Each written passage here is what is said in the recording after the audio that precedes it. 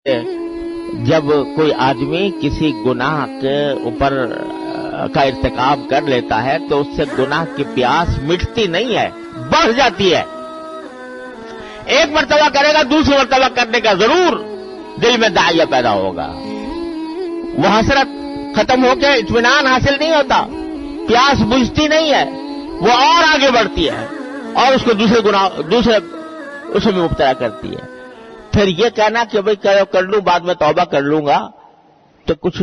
Guarantee ہے کہ اتنی عمر ملے گی کہ توبہ کر سکو؟ اور اگر بالفرض عمر بھی ملی تو کیا گارنٹی ہے کہ دل میں توبہ کرنے کا جو اس وقت ارادہ ہے وہ باقی رہے گا؟ کیا پتا ہے کہ کس وقت موت آ جائے اور کس وقت انسان کی مت الٹی ہو جائے، اللہ بچائے۔ تو گناہ کا ایک اثر یہ بھی ہوتا ہے کہ انسان کی مت الٹی ہو جاتی ہے، سمجھ خراب ہو جاتی ہے، اللہ بچائے، سمجھ خراب ہو جاتی ہے، وہ برائی کو اچھا سمجھنے لگتا ہے۔ اس واسطے فرمایا گیا کہ کسی گناہ کو معمولی سمجھ کر اختیار نہ کرو۔ تو قرآن کریم فرما رہا ہے کہ جو شخص یہ گناہ کا کام کرتا ہے، بخل کرتا ہے، بے پرواہی اختیار کرتا ہے، ارے بھائی آخرت کا معاملہ آئے گا تو دیکھا جائے گا، وہ بھی تو کچھ، ابھی تو دنیا کی لذتیں ہیں، دنیا کی راحتیں ہیں، اسی کو دیکھو، اسی کی لذت کی طرف توجہ کرو، اب تو حاصل ہے ہمیں دور نشاط، بعد کی پھر دیکھی بھالی جائے گی، تو آدمی کو یہ خیال آ جاتا ہے۔ تو یہ سب شیطان کا دھوکہ ہے۔ فرمایا کہ جو اس ناپرواہی اختیار کرے اور وہ جنت کے آخری انجام کا جٹلائے تو اس کا نتیجہ یہ ہوتا ہے کہ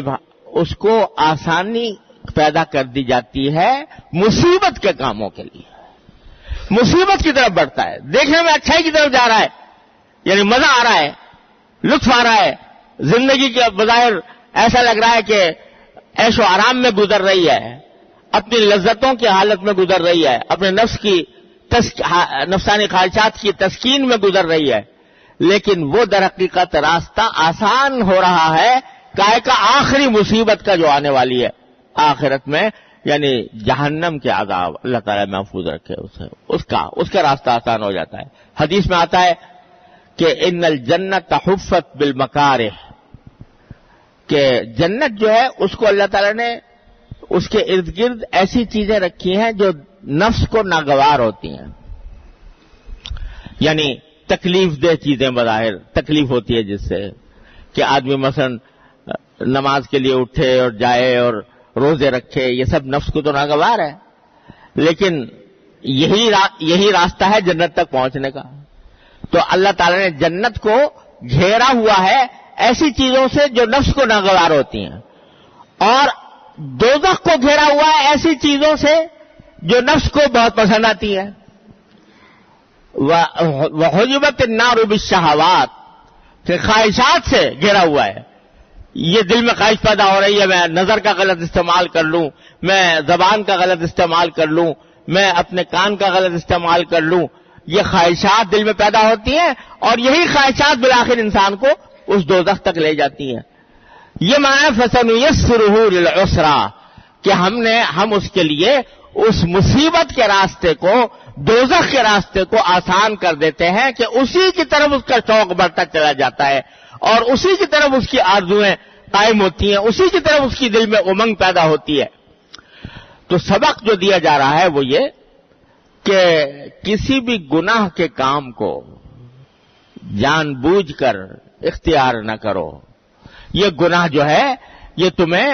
دوسرے گناہ کی طرف لے جائے گا، دوسرا تیسرے کی طرف لے جائے گا، یہاں تک کہ پھر اس کی انتہا ہوگی دوزخ کے اوپر جا کر۔ اللہ تعالیٰ ہر مسلمان کو اس سے محفوظ رکھے۔ تو تین چیزیں یہاں پر بتلائی گئی ہیں جس کا انجام یہ ہوتا ہے کہ انسان دوزخ کے راستے پر گامزن ہو جاتا ہے۔ ایک بخل، دوسرے استغنا، لاپرواہی، اور تیسرے جنت کو جھٹلانا۔ جنت کو جھٹلانا، یہ تین باتیں ہیں جن کا انجام یہ ہوتا ہے کہ آدمی دوزخ کے راستے پر پڑ جاتا ہے، جنت کے راستے سے بھٹک جاتا ہے۔ ان تینوں اعمال کی تھوڑی سی تفصیل